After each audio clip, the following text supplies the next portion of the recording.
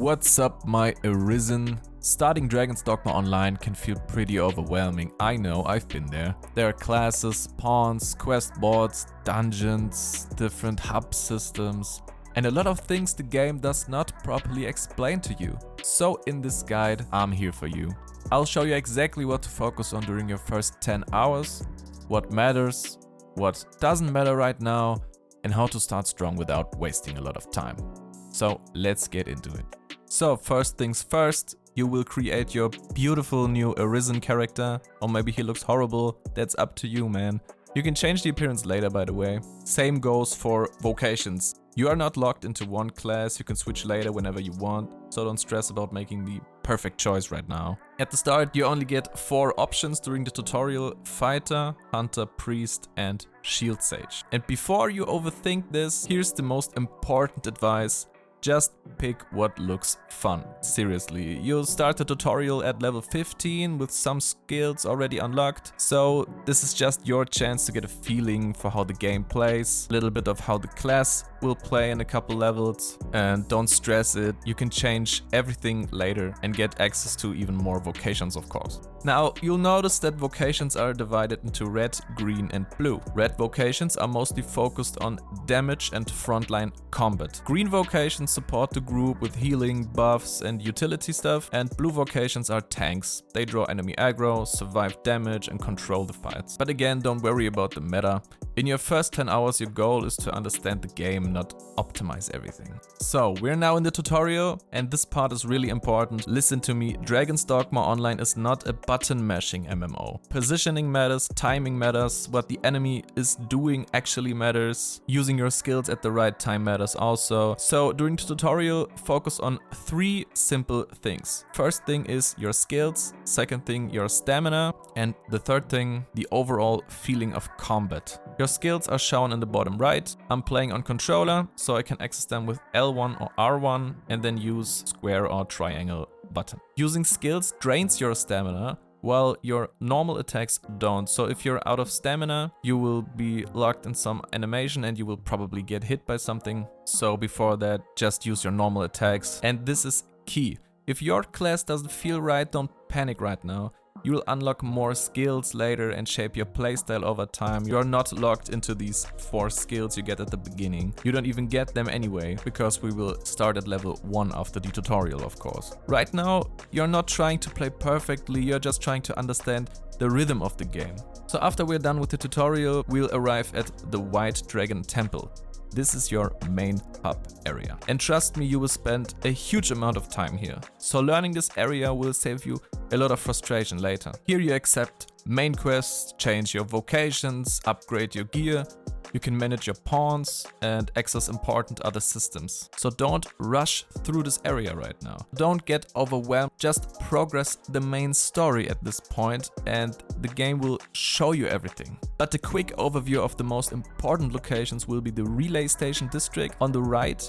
That's for your vocation stuff, changing skills, upgrading stuff. The Shopping District is on the left. That's where you will upgrade your gear normally. And then we got the White Dragon Room right at the top. That's usually where you will get your main quests from. The game will guide you through this all naturally, but being familiar with it early makes progression much smoother. So let's talk about quests real quick. This is where most players get overwhelmed, me included. So there are several types of quests.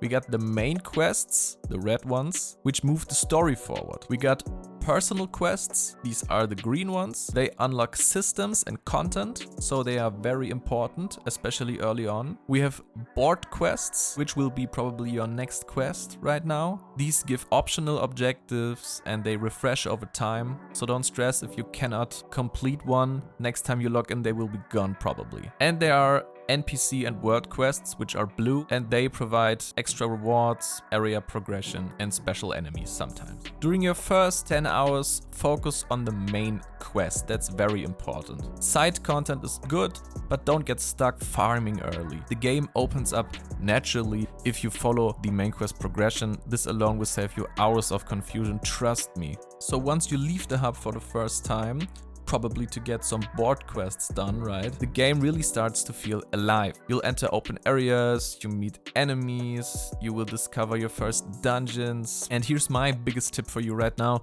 Don't rush it, okay? Don't rush. Watch enemies, learn their patterns, fight different stuff. Don't pull too many guys at once, trust me, especially not right now, because you will probably be alone in the group. And if something feels too difficult, it probably is. So there's no shame in running away and coming back later, killing it in 2 swings. The game is about gradual growth, not power spikes immediately. Also, the word resets when you leave an area, by the way. So farming is easy when you actually need it. And here's a trick many players miss.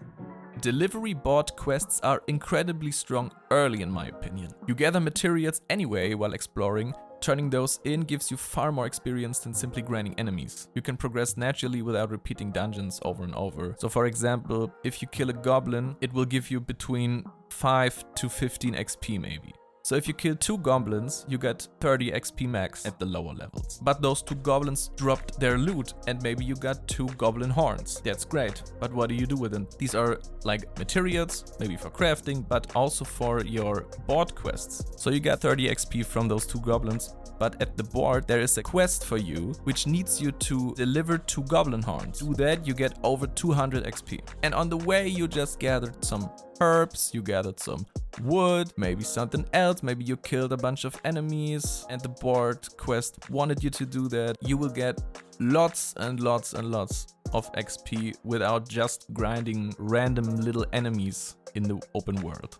So you will level up pretty fast at the start probably, which is pretty rewarding, but this is also one of your biggest early power spikes, because you earn job points with every level. And these job points will be used by you to unlock and upgrade your skills. So for that you need to go back to the relay station district or to any inn you find with a vocation master, and there you will see new skills being available, upgrading skills, what the next upgrade will do, getting some augments going. That's what you will do in your first few hours, because you will unlock lots of different skills. So don't rush to max everything right now. Experiment around, try different skills, find whatever feels good to you. Maybe even change your vocation if your vocation really doesn't feel like the way you want to play right now. This is where Dragon's Dogma Online shines.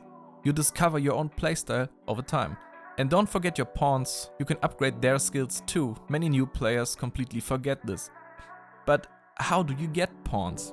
Pawns are essentially one of the most important systems in this game, and you cannot miss it, because the main quest will guide you towards it. You will get a main quest called a Servant's Pledge, and that's what unlocks your first pawn for you. And this is where the game really opens up. Yes, you can play solo, but the game is designed around group play. Pawns make everything smoother. They deal damage, they heal you, they revive you, they draw enemy aggro. But early on, don't worry about your perfect pawn build or something like that. Let me tell you, a common beginner setup is 2 damage dealers, 1 support and 1 tank. So 2 red, 1 green, 1 blue. But you can experiment however you like. You can just put 4 damage dealers in your party and go full force. But if you don't want to think too much, I got you covered, man.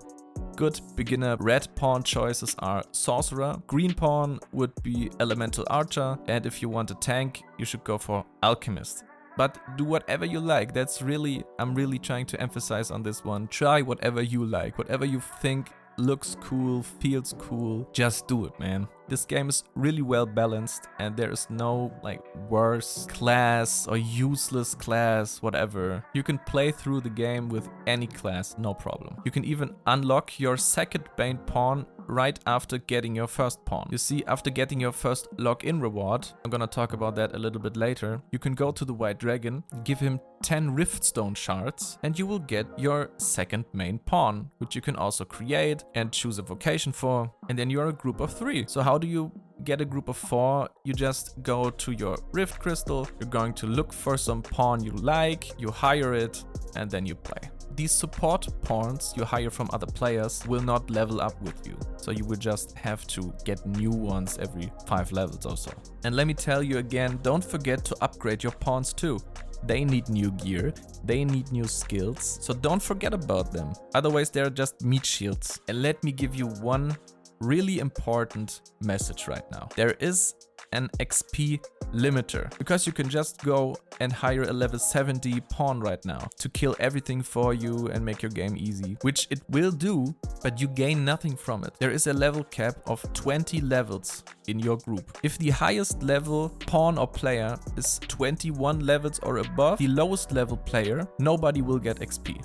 Okay, so just be in this 20 level range and you're golden. Okay guys, listen up. Here's the number one most important tip I can give you, which is equip the rookie's ring. You will get one rookie ring from the main quest early on. Equip it, it will give you 25% more XP. I believe up to level 90, and that's not enough, because you can go to the craft room, to the material shop, and buy one enlightened ring plate. Then you go to the shopping district, to the appraisal exchange NPC Gregory, and you will exchange that ring plate for another rookie's ring, which you will give your pawn, which means your pawn is also getting 25% more XP. That is insane. That is the most important thing to equip early on. Just do it. Don't miss out on this. It's 25% XP for everything, for every kill, every board quest, but not for the main quest though. Okay, let's talk about some small systems people ignore often, but they make a big difference. First is Ophelia. Right in the center of the White Dragon Temple, to the left there is Ophelia, a very important NPC. She will recover your revives. If you die, you get 3 revives, and here you can get them back. She will give you your daily login rewards, which is also important. Over to the right is your storage box. Very important thing. Your inventory is not unlimited. You can fill up on materials and then you're not able to collect new ones, which sucks, trust me, it happens a lot to me. So keep reminding yourself to stop by your box and just get all the materials in there.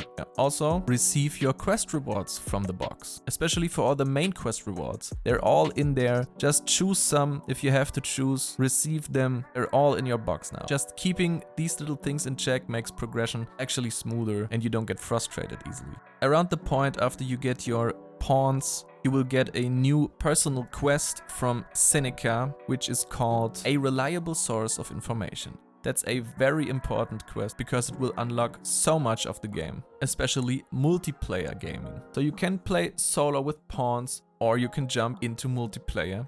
But you know as well as I do that some of the best moments in gaming happens in a group play, right? So just try it out maybe. If you're new, pawns are usually the easier option because they're always there. Later you can join parties through chat or Discord. There's always someone up for group play. So let's simplify everything down for your first 10 hours roadmap, okay? First, you have to learn your class and understand combat. That's essential. Second, get familiar with the White Dragon Temple. That's very important. Don't miss out on stuff. There are quests early on, which will introduce you to the most important locations and most important NPCs. Don't just rush through these quests, alright? Third, follow the main quest. This unlocks fast travel, this unlocks pawns, this will progress your game, your character, the world will open up even more. That's your main goal essentially. So while you're doing all this, explore the world, gather materials, do board quests when you need some.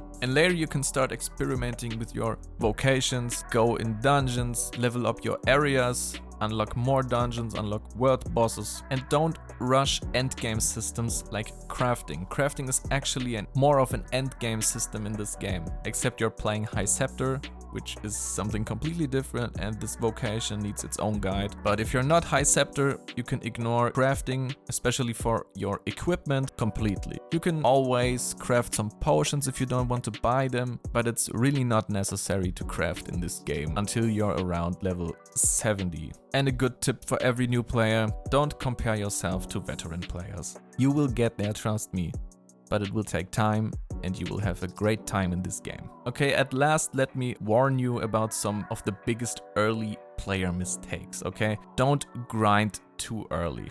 You don't have to grind your level up and be completely overpowered because it's really not necessary. You will progress naturally, it will feel good, you won't hit big brick walls in the story or something. Just here and there the story will make a jump in difficulty, and that's your part to look at your area quests, look at your world quests, do some grinding here and there, but don't overdo it early on. The second biggest mistake, I already told you, don't ignore systems. They're all important, they all have their place, and you will need to learn them. The third mistake would be to overcomplicate your builds.